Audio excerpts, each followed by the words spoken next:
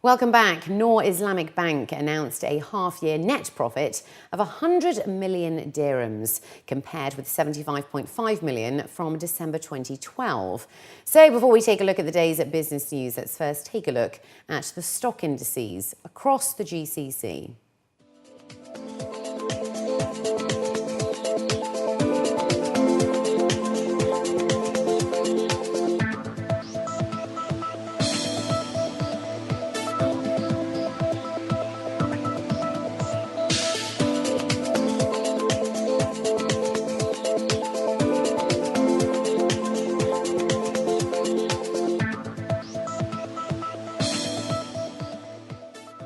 And in our top business story, RAK Airways has launched its maiden flight to the Jordanian capital of Amman.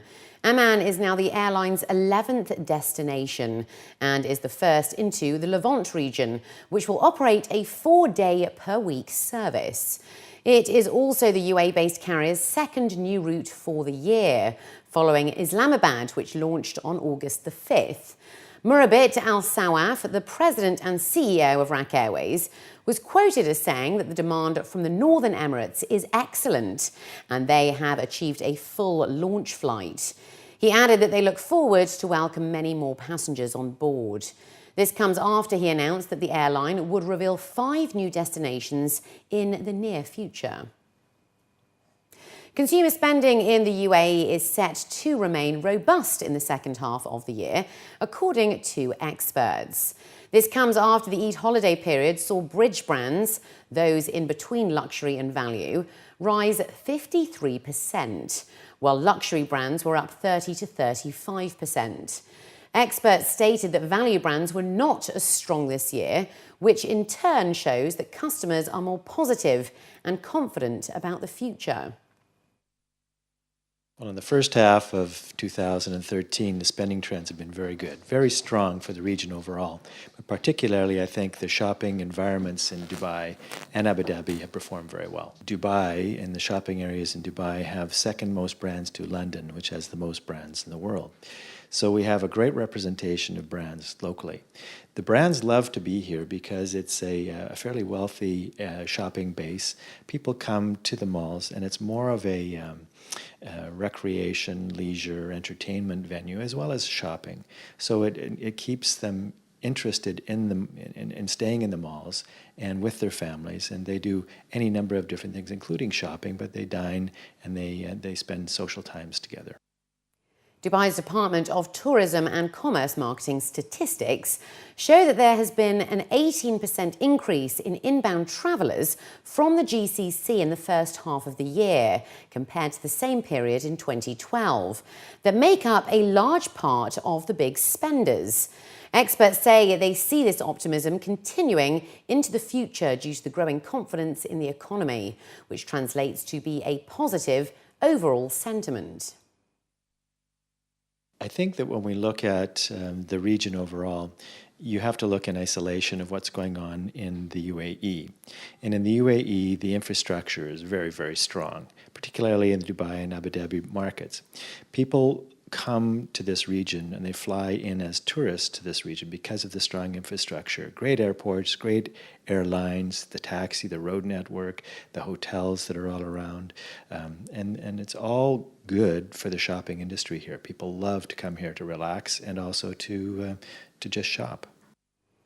It was a mixed week in the financial markets, with the US dollar closing the week lower. After a rather torrid 2 months, the Indian rupee gained 0.26% against the US dollar to close the week at 60.86. Troubled by a worsening current account deficit and stronger inflation, the Reserve Bank of India has limited ammunition to tackle a sliding rupee, and many of their recent measures have failed to halt the slide. We spoke with Gaurav Kashyap, the head of futures at Alpari Middle East, for his views on the currency in the week ahead. Well, Laura, we saw the Indian rupee open Monday's trading session under the gun. Once again, the USD INR in the spot market moved back towards those key 62 levels.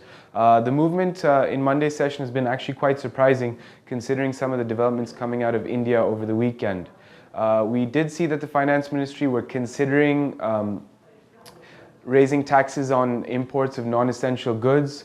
Of course, this is along with relaxing borrowing terms for foreign direct investors. Now remember, these measures are all in a bid to increase the demand for the Indian rupee while decreasing the demand for foreign US dollars. But once again, it looks like the markets open Monday's session to try to test the resolve of the RBI, and as a result, we've seen the USD INR further weaken. Now, if we look at the Indian contract on the Dubai Gold and Commodities Exchange, this looks like we should probably see strong support coming in the pair at 160.50 levels and an upside resistance coming at about 165 levels. But overall, trading in the Indian rupee will be mixed in the week ahead, and we should probably looking at long positions around that 161 channel. If we look at the rest of the economic calendar, it's a rather light calendar in the week ahead. We will be focusing on some key inflation data figures coming from the US, expected in at 2%, above the previous reading of 1.8%, and overall inflation data from the UK is expected to remain unchanged, which should be good enough to take the British pound up to that channel of 163.30 to 156.80, where we will see some good resistance. But overall, once again, trading will be mixed in the week ahead with a slight bearish sentiment.